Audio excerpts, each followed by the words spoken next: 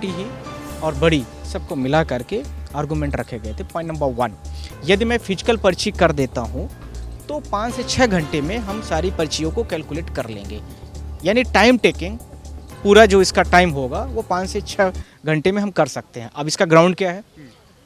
Election commission का जो bare act है उसका पॉइंट नंबर 14 का सब पॉइंट नंबर 7 स्पष्ट लिखा है कि जो रेंडमली तरीके से ईवीएम को अब वो कैलकुलेट उसको पर्चीज को हम लोग चेक करते हैं, उसमें 5 से 10 मिनट का टाइम लगता है। इसी के आधार पर यदि हम पूरी ईवीएम को चेक करते हैं, 100% वेरीफाइड कराते हैं, तो उसमें इतना ही टाइम लगेगा। Point number 2। पॉइंट नंबर 3, 50 लगभग 24 लाख वीवीपैट्स वेरीफाइड हैं, विच इज़ द परचेस।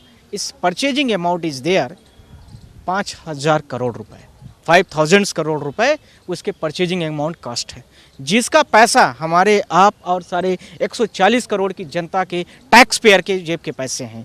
क्या उनको 5 पैसे की एक पर्ची निकलेगी वो आप देने के काबिल नहीं है?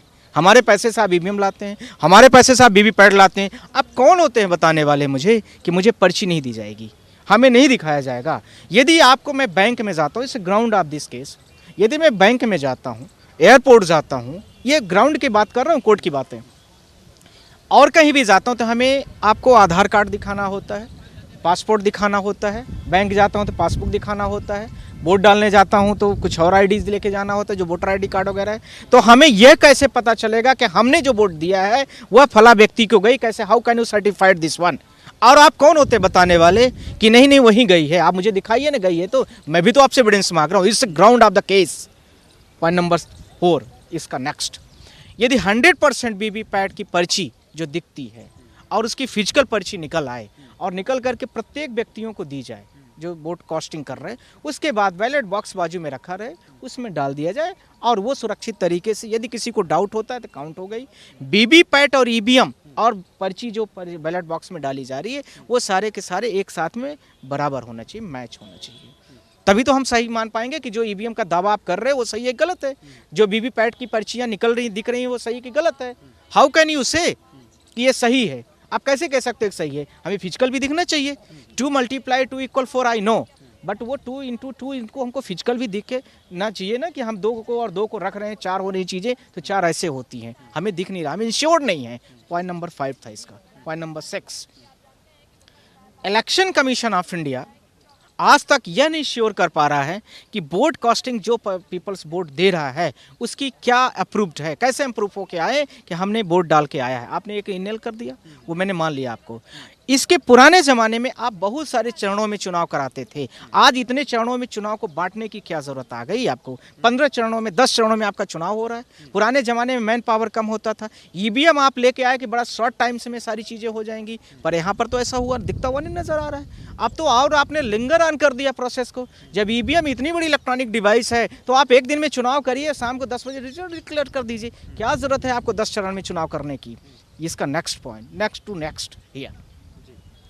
इसी के साथ में जो ईवीएम में लाइट वीवीपैट में लाइट जलती है वह लाइट का 7 सेकंड का इंटरवल इन्होंने कर दिया है। 7 सेकंड का जो इंटरवल है, मैं आपके माध्यम से बोलना चाहता हूँ, वो हम जस्ट लाइक टू द हमारी आइज कुछ वीक है, आपकी भी वीक है, शर्मा जी की भी वीक है, XYZ बहुतों की वीक है, और बहुत सारे ब्लाइंड भी लोग होते हैं, बहुत सारे चश्मा नहीं लगा के जाते हैं, पर वो कैसे इंश्योर कर पाएँ कि जो 7 सेकंड का टाइम आपने ब्लिक किया है उस ब्लिकिंग के टाइम पर, उस इंटरवल टाइम पर हमने जिस व्यक्ति को वोट दिया है, वोट कास्ट किया है, वो उसी को गई है। How can I ensure to this one?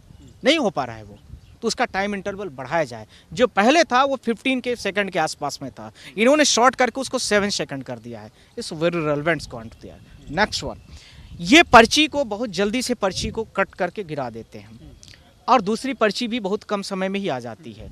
तो हम लोगों ने यह भी ग्राउंड रेज किया है, जो केस का ग्राउंड है वो यह भी है कि जो पूरी पर्ची है, एक पर्ची जैसे मैंने वोट डाला, मैंने कांग्रेस को वोट दिया, अब वो पर्ची कट के मेरे हाथ में गिर जाए पूरी तरीके से प्रॉपर, और उसके बाद नेक्स्ट पर फिर उसके बाद नेक्स्ट का वोट कास्टिंग करने वाला आदमी आए और वो वोट डाले, यह भी इसका अगला ग्राउंड है। कोर्ट ने सारी चीज़ों को रिलाय कर दिया और इशू नोटिस किया सिर्फ और सिर्फ 2 major ground is here. Point number 1, क्या मैं 100% वीवीपैट की पर्ची को काउंट करूं तो आपके इंस्टेंट क्या है? इलेक्शन कमीशन ऑफ इंडिया ये बताए कि इंस्टेंट आपके क्या हैं। पॉइंट नंबर 2, यदि बैलेट बॉक्स में पर्ची को फिजिकल पर्ची निकले बैलेट बॉक्स में डाली जाए और उसके साथ में बैलेट बॉक्स से निकाल करके उसको फिजिकल काउंट किया जाए और सर्टिफिकेट दिया जाए तो उसमें क्या इंस्टेंट है। दिस 2 पॉइंट्स, और इसके आधार पर मुझे लगता है ऑनरेबल राहुल गांधी जी ने, जो कांग्रेस के बड़े नेता हैं, भारत देश के सबसे लार्जेस्ट पार्टी के नेता हैं, उन्होंने भी इस चीज़ को बोला है कि यदि ईवीएम को हटा दिया जाए तो भारत देश की जो अभी रूलिंग पार्टी बीजेपी है 180 सीट भी नहीं पाती है। कुछ कल मुझे मीडिया ब्रदर्स ने बोला कि राहुल जी यह भी कह रहे थे कि मैंने ज़्यादा बोल दिया, 30 और कम कर देना चाहिए ईवीएम को हटाने के बाद। मुझे लगता है कि ऑनरेबल जस्टिस साहब को भी ये चीज़ समझ में आ गई कि फ्री और फेयर अभी चीज़ें नहीं हो रही है, इसलिए उन्होंने इंस्टेंट लिया है। It just wait. Last, India alliance ने 2023 में लास्ट दिसंबर के आसपास में इलेक्शन कमीशन ऑफ इंडिया से यही रिक्वेस्ट किया था जो हमारी प्रेयर थी।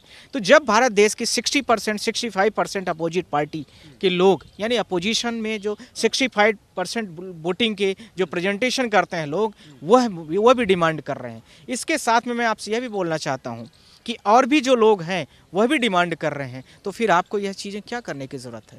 आप सिर्फ और सिर्फ 2 लोगों के लिए, इलेक्शन कमीशन ऑफ इंडिया और सिर्फ जो रूलिंग पार्टी है उसके लिए यह निर्णय लेते हुए नजर आ रहे हैं, जिसको सुप्रीम कोर्ट ने नोटिस दे करके आपके जवाब को तलब किया है। क्या लगता है, जब राहुल गांधी ने जो इंडिया गठबंधन की रैली हुई रामलीला मैदान में, वहाँ पर उन्होंने कहा कि बीजेपी 400 पार का दावा कर रही है, लेकिन ये एक तरीके से IPL चल रहा है, मैच फिक्सिंग की तरह है, ईवीएम में कुछ गड़बड़ी है इसलिए ऐसा हुआ। उसके बाद में सुप्रीम कोर्ट का ये नोटिस देना कितना बड़ा निर्णय आपने? ये मुझे लगता है कि इनडायरेक्टली तरीके से राहुल जी भले न आए हों, पर उनकी आवाज़ मुझे लगता है कांडेबल लोग भी सुनते हैं, और वो कहते भी हैं, बहुत सारे मैटरों में कहते भी हैं कि ऐसा नहीं है कि सोशल मीडिया से हम लोग अछूते रहते हैं, हम लोग भी उनके कमेंट को पढ़ते हैं। और राहुल जी की आवाज़ जो है, मुझे लगता है कांडेबल जस्टिस साहब, और इसके साथ में इंडिया अलायंस की आवाज़ जो है भारत देश के, वह भी जस्टिस साहब, और उसके साथ में भारत देश की पूरी जनता और पूरे देश के आप जैसे मीडिया जो पत्रकार हैं, पूरे यूट्यूबर्स जो भारत देश के हैं, वो सारे लोगों ने, जबकि इलेक्शन कमीशन ने आप लोगों के इसके साथ में यूट्यूबरों की जो रीच है उसको ख़त्म कर दिया है, न के बराबर कर दिया है, एलो लाइन कर दिया, डिमोनेटाइज कर दिया है, फिर भी वो बेचारे संघर्ष की तरह, भगत सिंह की तरह इस करंट रूलिंग पार्टीज़ के अगेंस्ट में, इलेक्शन कमीशन के मेलाफाइड इंटेंसली जो इस तरह से निर्णय ले रहा है उसके खिलाफ में वो करते हुए कदम ले रहा है। नमस्कार, दुनिया दी बेहतरीन cath lab white medical college and hospital बुंग एस्टैब्लिश हो गई है। सीधा व्हाइट मेडिकल कॉलेज आओ, इलाज कराओ, सलारिया तोड़ा प्रात तोड़े दुख से हाजिर है। धन्यवाद।